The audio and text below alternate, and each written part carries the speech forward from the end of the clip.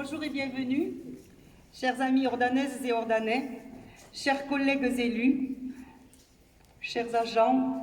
Je veux excuser Nicolas qui a des obligations sportives en ce dimanche. Chers présidents et présidentes des associations ordanaises. Allez. Voilà, ça devrait aller. Donc je continue. Chers présidents et présidentes des associations ordanaises, je tiens à excuser Camille Cousin au titre de la Lyre d'Orphée qui fait une scène ouverte aujourd'hui à la salle des Marronniers.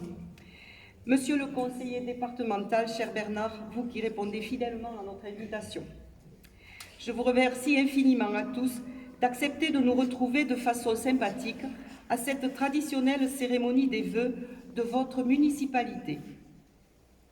C'est un rendez-vous que j'honore avec plaisir, tant celui de vous rencontrer que celui de vous parler des actions menées durant l'année passée et des projets qui nous tiennent à cœur. Tout d'abord, quelques-unes de nos actions menées en 2023. Sur nos bâtiments communaux, outre les réparations et aménagements ici ou là, le grand chantier a résidé dans les travaux à l'école. Ils ont commencé l'été dernier et vont continuer durant quelques mois. Toute la difficulté consiste en la faculté de combiner certains travaux lourds et continuité des services scolaires. Jusqu'à présent, je dois dire que tous jouent le jeu et je tiens à remercier de leur patience les entrepreneurs comme les utilisateurs. Même si j'ai bien conscience de la gêne occasionnée, les 300 000 € investis pour l'accessibilité et la rénovation énergétique valent tout de même la peine, me semble-t-il, d'un peu de tolérance. À ce sujet, pour les riverains, je dois annoncer que les travaux de coulage de la dalle béton auront lieu le 22 janvier. Ils recevront un petit mot dans leur boîte aux lettres. Les ombrières photovoltaïques de l'école sont désormais terminées. Ne reste plus que le branchement au réseau. Avec son revêtement neuf et ses protections colorées, celle qui sert de préau aux enfants, souhaitée depuis bien longtemps tant par les parents d'élèves que par les enseignants, leur offre désormais un espace ombragé idéal et à l'abri des intempéries. Le point lecture a été agrandi avec un coin enfant et un espace de convivialité pour les activités manuelles ou bien pour des réunions. Il reste encore à le peaufiner avec un éclairage adéquat et quelques aménagements de confort. La toiture de l'église de la Roque a été révisée et les gargouilles ont été retouchées pour éviter les infiltrations à l'intérieur de l'édifice. Sur nos routes, ce sont près de 5 km de voiries qui ont été traitées dans le cadre du programme triennal auquel il convient d'ajouter l'entretien régulier, pointe-à-temps, élagage, etc.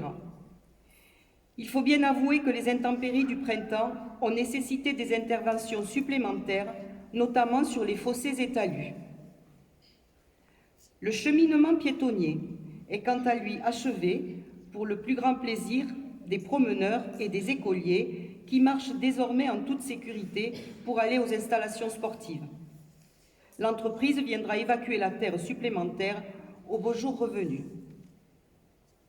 Sur notre cadre de vie, nos actions d'embellissement pour un cadre de vie agréable sont toujours notre priorité.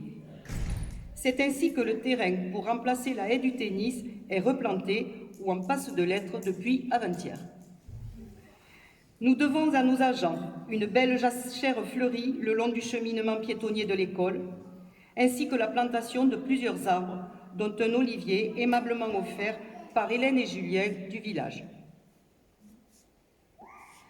La notoriété de notre commune réside en grande partie sur la valorisation de notre environnement, tant végétal que patrimonial, et nous ne pouvons que nous en féliciter.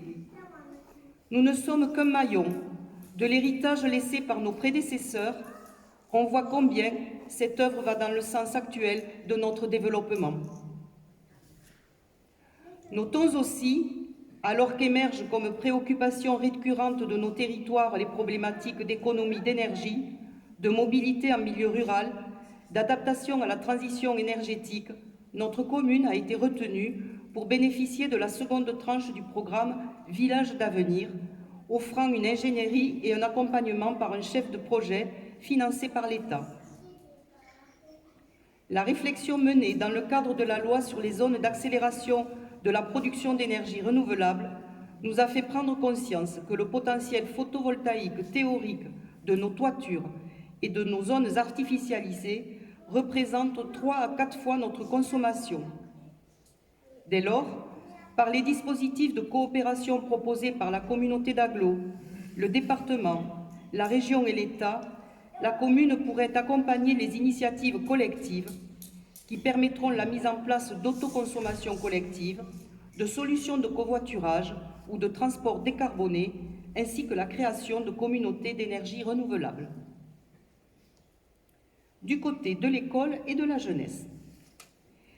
Si les nouvelles de l'inspection académique ne sont guère optimistes pour certaines écoles rurales, il conviendra d'imaginer des projets et de faire des propositions pour conserver nos classes.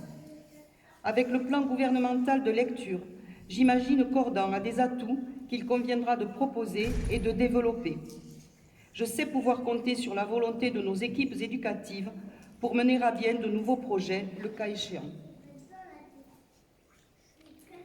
Du côté de la culture, du sport et du tourisme.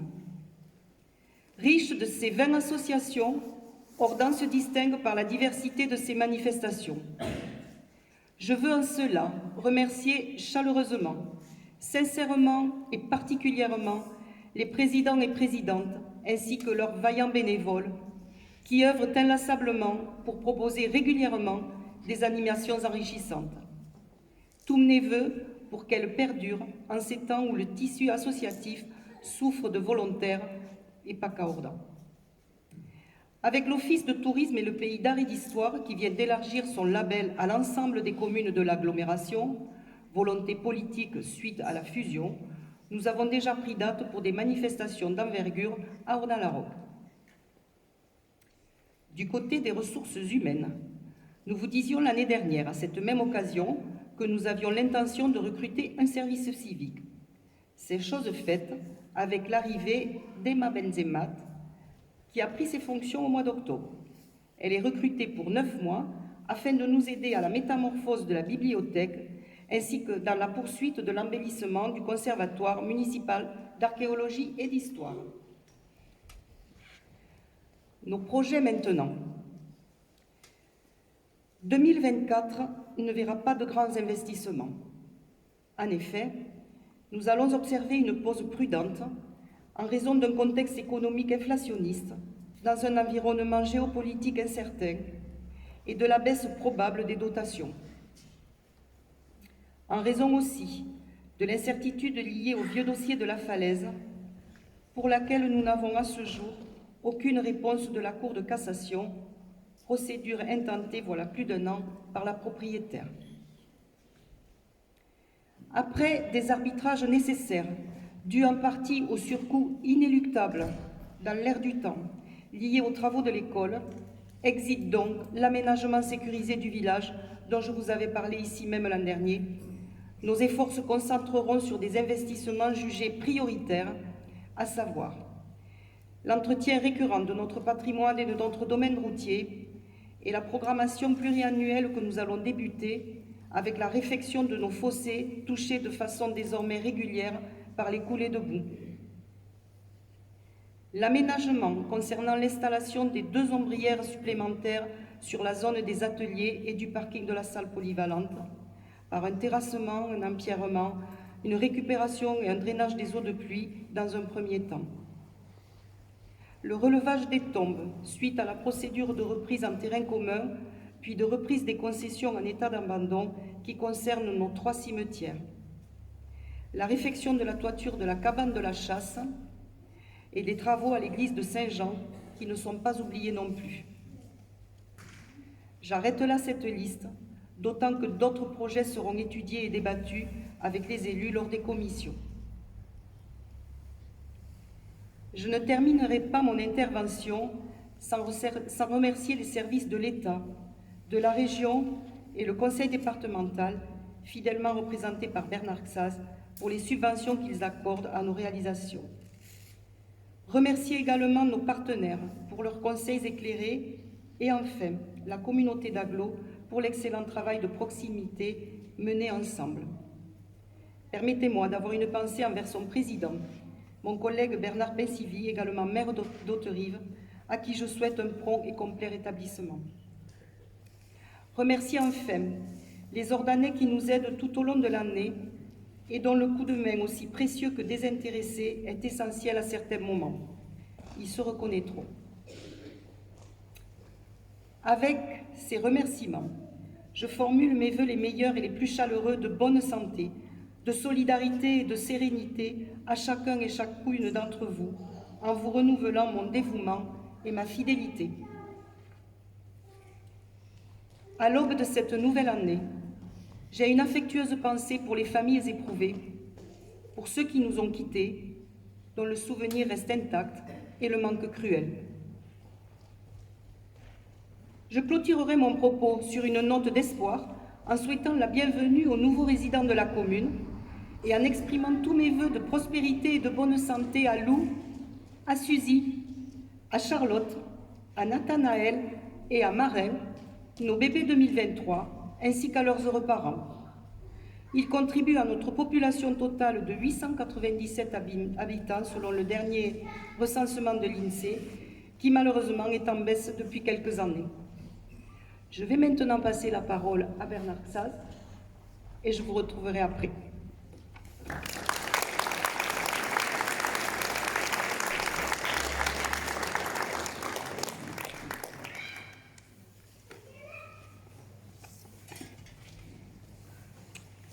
Madame le maire, chère Marguine, mesdames et messieurs les élus, mesdames et messieurs, chers amis.